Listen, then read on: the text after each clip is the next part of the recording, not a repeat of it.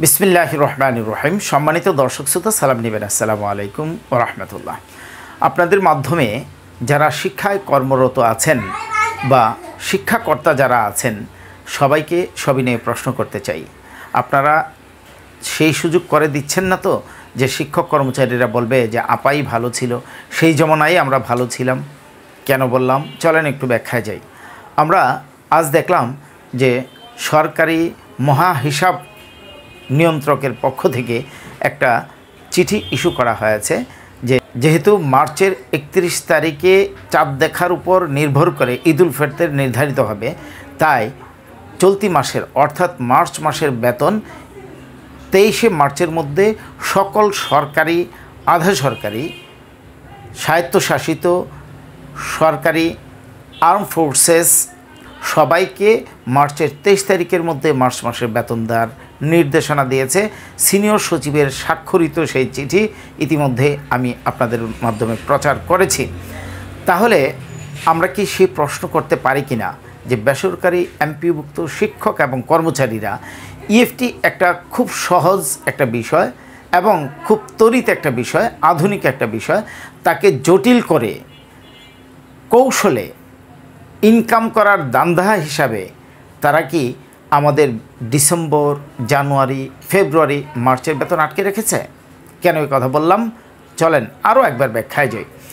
আমাদের সমবয়সী প্রাথমিক শিক্ষক যারা আমরা একসাথে ইএফটির ফর্ম ফিল আপ করেছিলাম, তথ্য দিয়েছিলাম, তাদের ইএফটি হয়ে গেল 3 বছর আগে, 3.5 বছর আগে, তাদের 1 মাসের বেতনও আটকায় নাই। আমাদের ক্ষেত্রে এখন এই ভুল আছে, ওই ভুল আছে, এই সমস্যা, ওই সমস্যা, এটা জটিল, ওইটা জটিল, ভোটার আইডি ভেরিফিকেশন জটিল, এই সেই কথা বলে আমাদের এখানে দেখা গেল যে প্রায় 3,80,000 শিক্ষক কর্মচারীদের বেতন এখন পর্যন্ত দেয়া হচ্ছে না যথাযথভাবে। অনেক শিক্ষক আছে, প্রায় লক্ষাধিক শিক্ষক আছে যারা এখন পর্যন্ত জানেই না তাদের কি সমস্যা।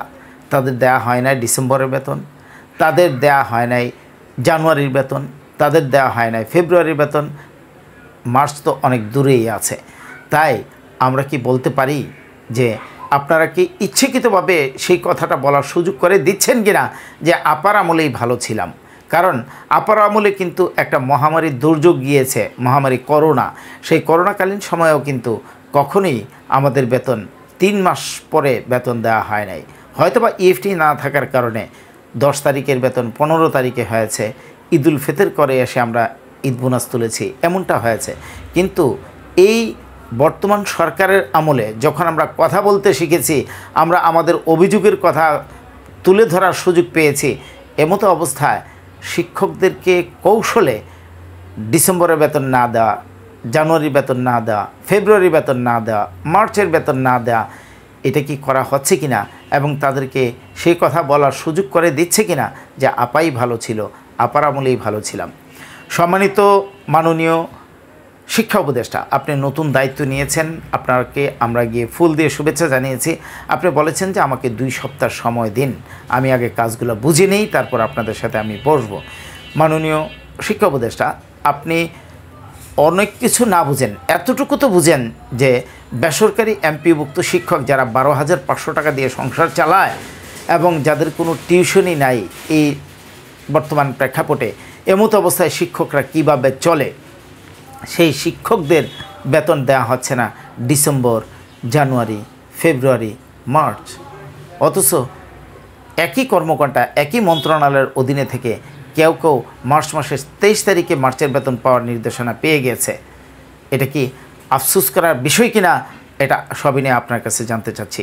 সম্মানিত দর্শক শ্রোতা, আমাদের সমস্যা আমাদেরকে বলতে হবে, আমাদেরকে চিৎকার করতে হবে, আমাদের অধিকার আমাদেরকে আদায় করে নিতে হবে। ঘরে বসে অধিকার আদায় হয় নাই, হতে পারে না। আমরা 22 দিন আন্দোলন করে আন্দোলন স্থগিত করেছি, আন্দোলন কিন্তু বন্ধ করি নাই। আমরা আরও শক্তি সঞ্চয় করে আমরা কিন্তু আরেকটা ঝাঁকানি দিতে হবে আমাদের বাড়ি ভাড়াটা একটা পার্সেন্টেজে নেওয়ার জন্য, উৎসব ভাতা শতভাগ দেওয়ার জন্য এবং চিকিৎসা ভাতা সরকারিদের ন্যায় দেওয়ার জন্য। এর জন্য কিন্তু আরেকটা ঝাঁকানির প্রস্তুতি আমরা নিচ্ছি। হয়তোবা ঈদুল ফিতর যাওয়ার পরেই তা করা হবে। আপনারা সুসংগঠিত হন, আমাদের হাতকে শক্তিশালী করেন, তাদের হাতকে শক্তিশালী করবেন যারা শিক্ষকদের স্বার্থে কাজ করে, যারা 4 বছর 5 বছর পর পর সংবাদ সম্মেলন করে তাদের সংগঠনের অস্তিত্ব জাহির করে, তাদের কাছে আপনারা যাবেন না, এটা আমার অনুরোধ থাকবে। এবং যারা শিক্ষকদের সাথে কাজ করে তাদের হাতকে শক্তিশালী করবেন, এই প্রত্যাশাকে শেষ করছি। আসসালামু আলাইকুম ওয়া রাহমাতুল্লাহি ওয়া বারাকাতুহু।